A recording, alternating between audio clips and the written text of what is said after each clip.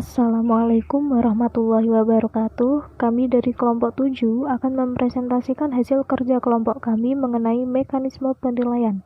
Sebelumnya, perkenalkan kelompok kami terlebih dahulu. Yang pertama ada Helmi Khairul Aftoni NIM 07, Heni Damayanti NIM 22, Likah Mulyatini NIM 23, Irawati NIM 28, dan Arina Hilma Istia NIM 33. Yang pertama ada mekanisme penilaian. Mekanisme penilaian merupakan tahapan operasional dalam melakukan penilaian.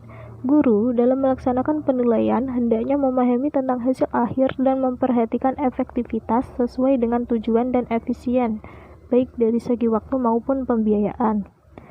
Peraturan Menteri Pendidikan dan Kebudayaan Nomor 23 Tahun 2006 memberikan rambu-rambu tentang standar penilaian pendidikan secara langsung memberikan pengaruh pada penilaian yang dilakukan di sekolah atau di madrasah. Selanjutnya ada mekanisme penilaian guru. Guru dalam menilai membutuhkan mekanisme penilaian agar proses menilai dapat berlangsung dengan sistematis dan terarah. Mekanisme penilaian guru terhadap peserta didik meliputi yang pertama, penyusunan penilaian dengan memperhatikan pencapaian standar kompetensi lulusan, kompetensi inti, dan kompetensi dasar. Yang kedua, perancangan strategi penilaian oleh pendidik dilakukan pada saat penyusunan rencana pelaksanaan pembelajaran atau RPP berdasarkan silabus dengan memperhatikan hasil belajar pada aspek sikap, pengetahuan, dan keterampilan. Yang ketiga, penilaian aspek sikap dilakukan melalui observasi dan teknik penilaian lain yang relevan, dan pelaporannya menjadi tanggung jawab guru mata pelajaran maupun wali kelas. Yang keempat, penilaian aspek pengetahuan dilakukan melalui tes tertulis, tes lisan, dan penugasan sesuai dengan kompetensi yang dinilai. Yang kelima, penilaian aspek keterampilan dilakukan melalui praktik, produk, proyek, portofolio, atau teknik lain sesuai dengan kompetensi yang dinilai. Yang keenam, peserta didik yang belum mencapai KKM satuan pendidikan harus mengikuti pembelajaran remedial. Yang ketujuh, hasil penilaian pencapaian pengetahuan dan keterampilan peserta didik disampaikan dalam bentuk angka atau deskripsi. Selanjutnya yaitu mekanisme penilaian satuan pendidikan. Yang pertama, penetapan KKM yang harus dicapai peserta didik. Penetapan KKM yang harus dicapai oleh peserta didik melalui rapat Dewan Pendidik dengan memperhatikan potensi peserta didik, sarana pendukung, dan tingkat kesulitan materi. Yang kedua, penilaian mencakup aspek sikap, pengetahuan, dan keterampilan. Penilaian hasil belajar oleh satuan pendidikan pada semua mata pelajaran mencakup aspek sikap, pengetahuan, dan keterampilan. Yang ketiga, penilaian akhir jenjang pendidikan melalui ujian sekolah atau madrasah.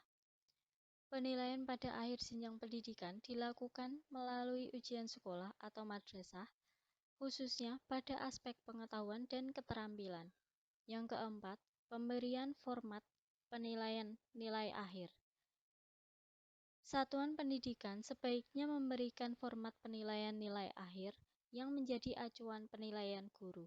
Yang kelima, penetapan laporan hasil penilaian akhir semester dan akhir tahun.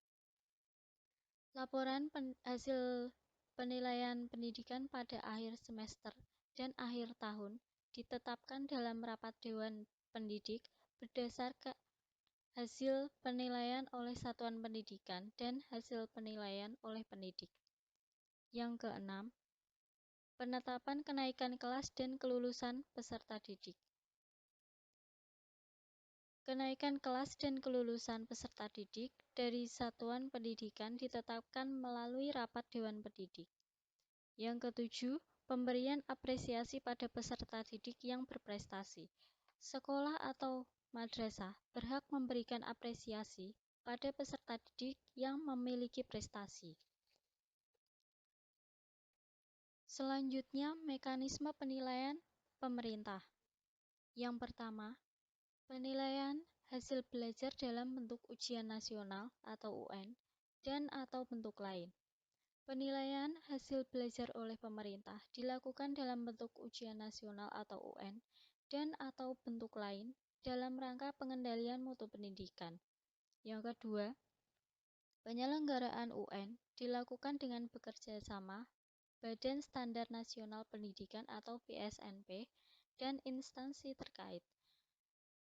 Penyelenggaraan UN oleh Badan Standar Nasional Pendidikan atau BNSP bekerja sama dengan instansi terkait untuk mengukur pencapaian kompetensi lulusan. Yang ketiga, pengelolaan hasil UN diatur secara khusus dalam petunjuk khusus pelaksanaan UN. Yang keempat, hasil UN diberikan pada peserta didik dalam bentuk sertifikat hasil UN. Yang kelima, hasil ujian nasional disampaikan kepada satuan pendidikan untuk dijadikan masukan dalam perbaikan proses pembelajaran. Yang keenam, hasil ujian nasional disampaikan kepada pihak-pihak yang berkepentingan. Hasil ujian nasional disampaikan kepada pihak-pihak yang berkepentingan sebagai dasar untuk pemetaan mutu program dan/atau satuan pendidikan, pertimbangan seleksi masuk jenjang pendidikan berikutnya, serta pembinaan dan pemberian bantuan kepada satuan pendidikan dalam upaya untuk meningkatkan mutu pendidikan. Yang ketujuh, penilaian hasil belajar oleh pemerintah dapat dilakukan dalam bentuk lain seperti survei dan/atau sensus. Yang kedelapan, pengawas sekolah melakukan monitoring, evaluasi, dan pembinaan kualitas pendidikan yang berkaitan dengan 8 standar pendidikan. Pemerintah melalui pengawas sekolah melakukan monitoring, evaluasi, dan pemberian kualitas pendidikan diantaranya berkaitan dengan 8 standar pendidikan. Yang kesembilan, Badan Akreditas Nasional Sekolah atau Madrasah atau BAN-SM melakukan penilaian secara keseluruhan untuk meningkatkan mutu pendidikan sekolah atau madrasah. Nah, selanjutnya yaitu penilaian lama kurikulum 2013.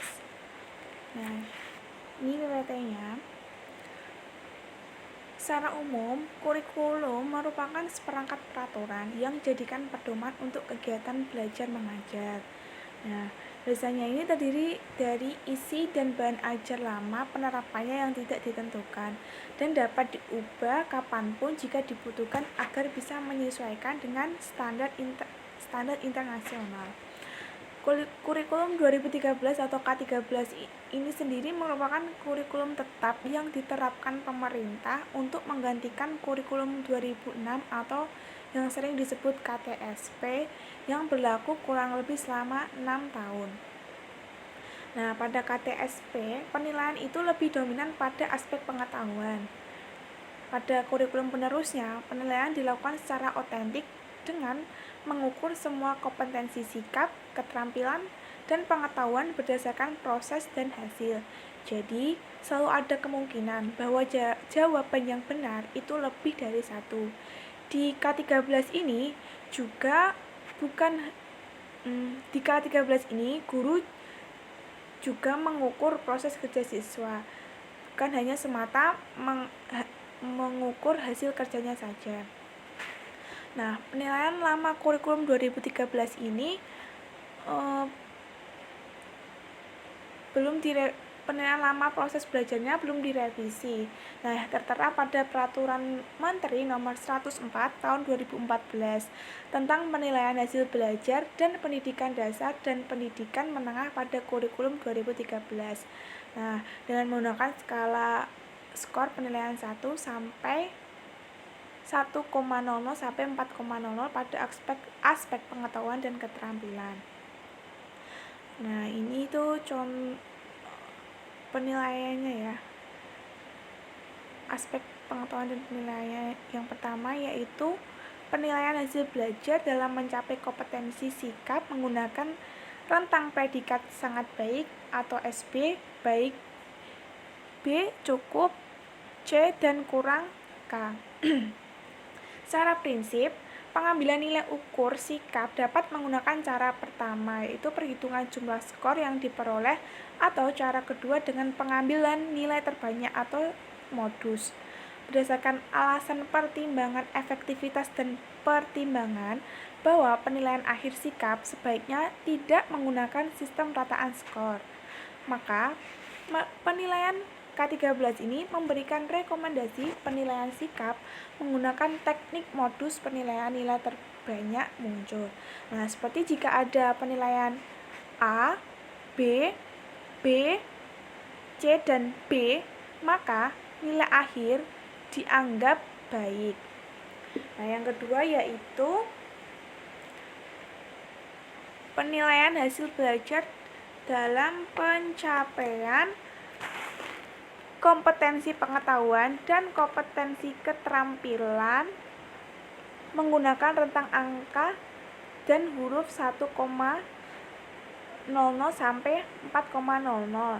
Nah, dengan rincian sebagai berikut. Nah, kita lihat tabel predikat skala penilaian 1,00 sampai 4,00 ya. Yaitu skala penilaiannya bisa dilihat.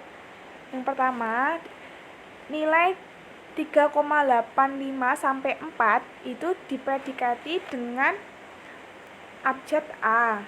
Ya, yang kedua yaitu nilai 3,51 sampai 3,84 amin.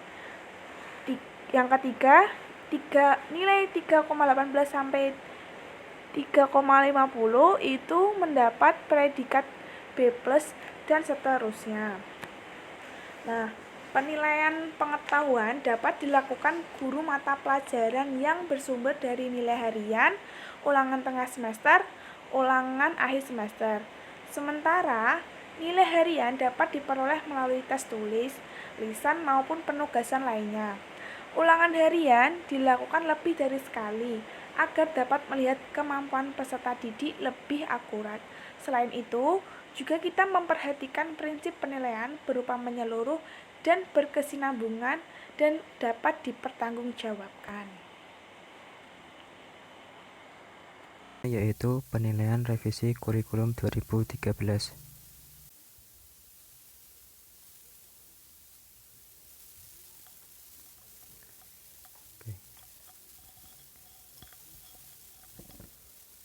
Penilaian revisi kurikulum 2013. Penilaian baru dalam implementasi kurikulum 2013 sesungguhnya mengembalikan penilaian dengan teknik skala 1,0 sampai 4,0 menjadi rentangan 0 sampai 100 yang melatar belakanginya yaitu guru-guru merasa lebih mudah dengan penilaian 0 sampai 100 daripada skala 1,0 sampai 4,0. Selain itu, orang tua peserta didik lebih mudah juga dalam memahaminya. Untuk itu, pemerintah mengeluarkan kebijakan untuk menyempurnakan penilaian dalam kurikulum 2013 dengan memberlakukan Peraturan Menteri Pendidikan dan Kebudayaan Nomor 23 Tahun 2016 dengan standar penilaian pendidikan. Penilaian kurikulum 2013 yang sudah direvisi itu ada 3 tahap. Yang pertama tahap penilaian sikap, yang kedua itu tahap penilaian pengetahuan, yang ketiga itu tahap penilaian keterampilan. Yang pertama tahap penilaian sikap berdasarkan Permendikbud Nomor 23 Tahun 2016 tentang Standar Penilaian Pendidikan Pasal 9 bahwa penilaian aspek sikap dilakukan melalui observasi atau pengamatan dan teknik penilaian lainnya yang relevan, dan pelaporannya itu menjadi tanggung jawab wali kelas atau guru kelas. Hal tersebut bukan berarti guru mata pelajaran biasa itu tidak berperan dalam menilai sikap, tetapi dapat juga berperan sebagai sumber informasi terkait perkembangan peserta didik. Tahapan penilaian sikap itu ada 7. Yang pertama itu menyusun perencanaan penilaian.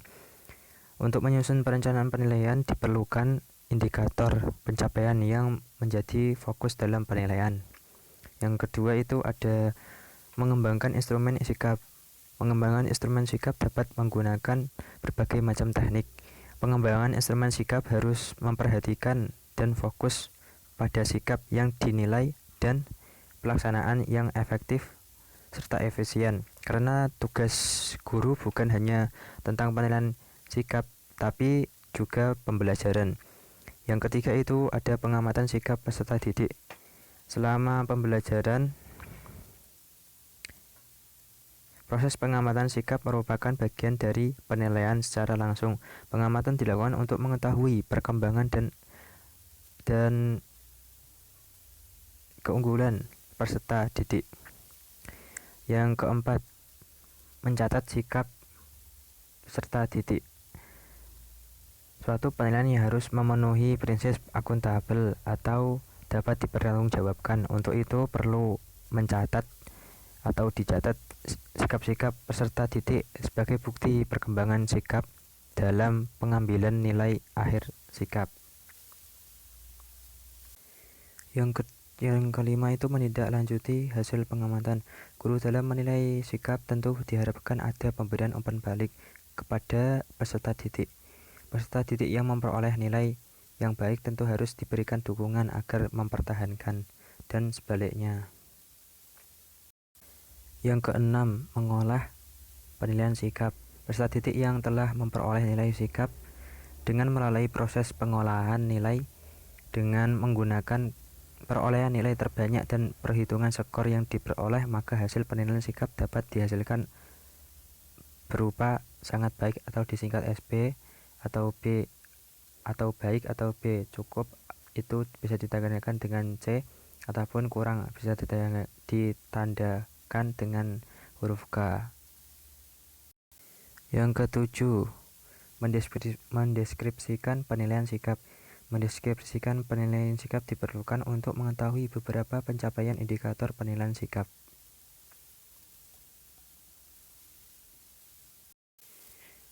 Tahapan yang kedua itu tahapan penilaian pengetahuan. Tahapannya itu ada menyusun perencanaan penilaian. Penilaian biasanya yang telah direncanakan dalam penyusunan RPP karena di dalamnya terdapat komponen penilaian. Penilaian dalam RPP meliputi ranah sikap, pengetahuan, dan keterampilan dengan memperhatikan komponen kompetensi inti, kompetensi dasar, dan tujuan pembelajaran. Selanjutnya itu ada mengembangkan instrumen penilaian.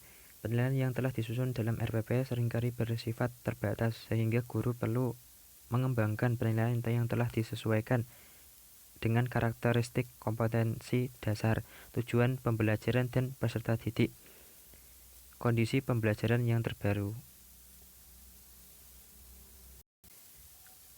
Selanjutnya, melaksanakan penilaian.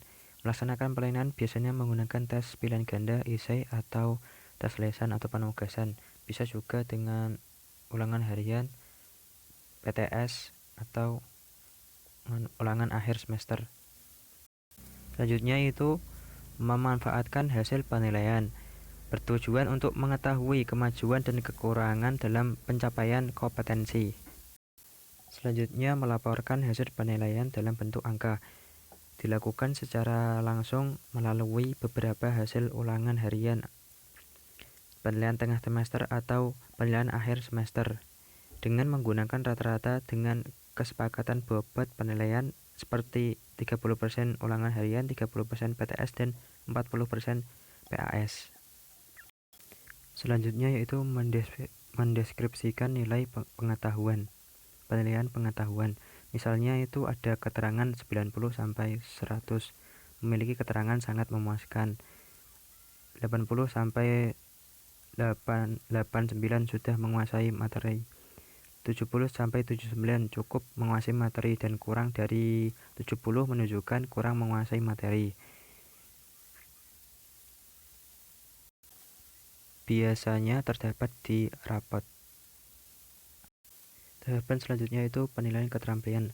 Hampir sama dengan tahapan penilaian pengetahuan, yaitu menyusun perencanaan penilaian, mengembangkan instrumen penilaian, melaksanakan penilaian, memanfaatkan hasil penilaian, melaporkan hasil penilaian dalam bentuk angka, dan mendeskripsikan penilaian keterampilan. Misalnya untuk mendeskripsikan penilaian keterampilan, misalku itu keterangan 90 sampai 100 itu memiliki keterangan sangat terampil. Untuk 80 sampai 89 itu keterangan sudah terampil.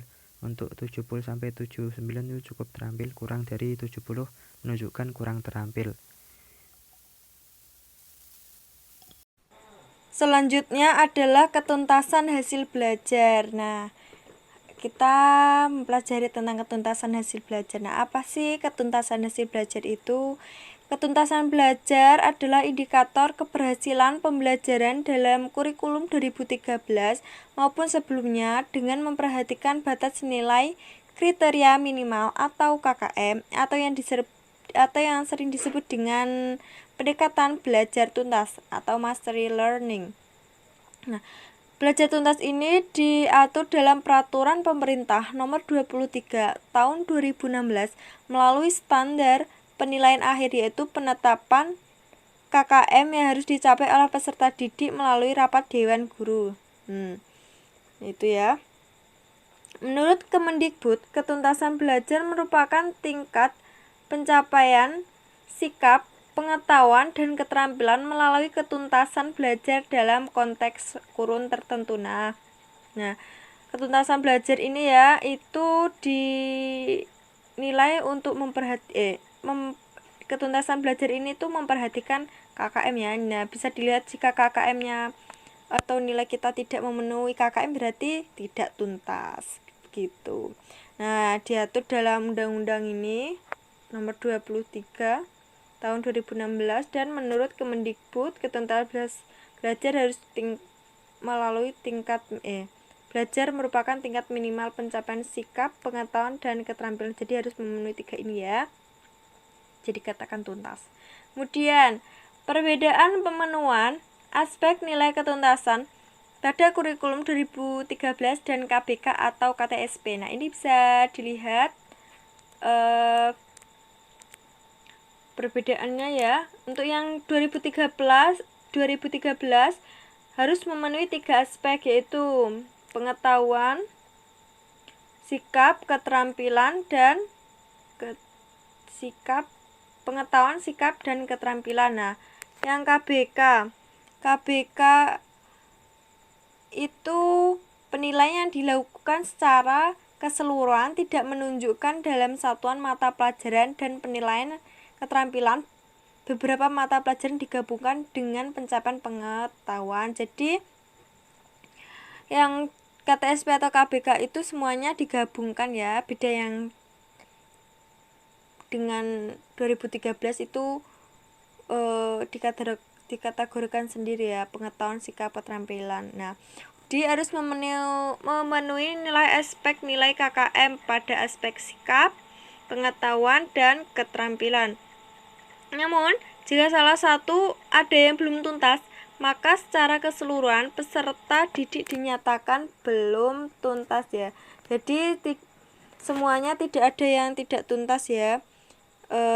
Jika satu KKM tidak tuntas, maka yang lainnya juga tidak tuntas, mempengaruhi satu sama lain ya. Jadi diusahakan semuanya tuntas, baik sikap, pengetahuan, dan keterampilan. Selanjutnya adalah nilai ketuntasan ini ya. Nah, ini ada tabel ketuntasan. Nah, nilai ketuntasan pengetahuan, keterampilan ini bisa dilihat di tabel yang kiri ya.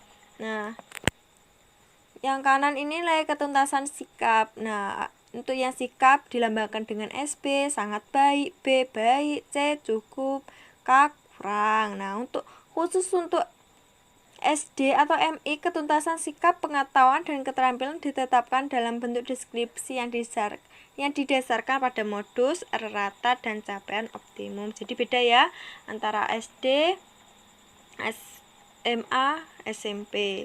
Itu dibedakan. Nah, ini saya membahas secara umum saja, tidak begitu detail ya yang ini, soalnya ini bagian dari kelompok yang lain. Nah, selanjutnya model penetapan KKM.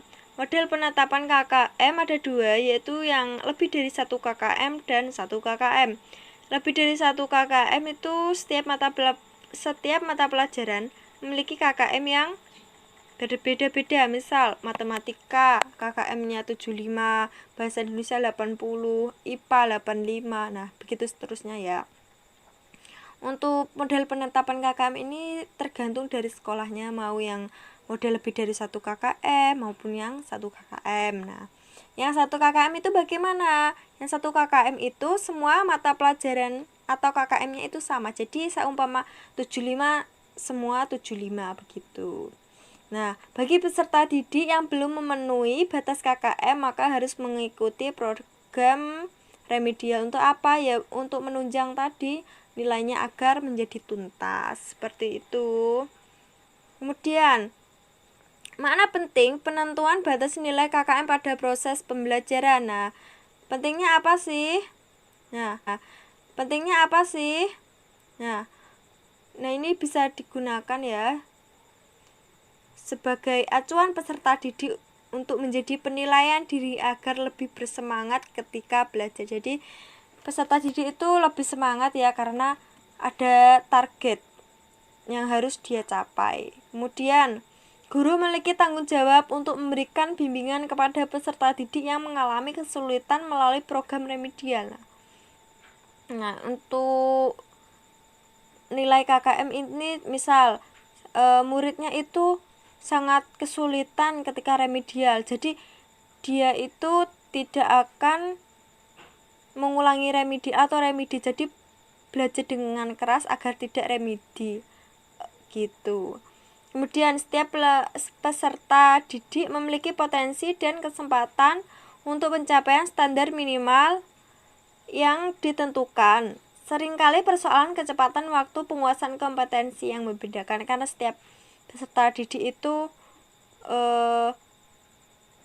beda pemahamannya dan juga tingkat kesulitan setiap mata pelajaran itu beda-beda. Nah, maka dibuat KKM itu seperti. Kemudian indikator keberhasilan pembelajaran. Nah, kita bisa melihat keberhasilan kita ketika nilai kita bagus. Nah, berarti itu kita tuntas dan berhasil. Nah, jika nilai kita jelek, maka bisa dikatakan nilai kita itu belum tuntas. Nah, seperti itu. Nah, sekian dari presentasi kelompok kami. Terima kasih atas perhatiannya. Mohon maaf ketika ada salah kata maupun perbuatan. Sekian dan terima kasih. Wallahu muwaffiq ila aqwamit thoriq. Wassalamualaikum warahmatullahi wabarakatuh. Terima kasih.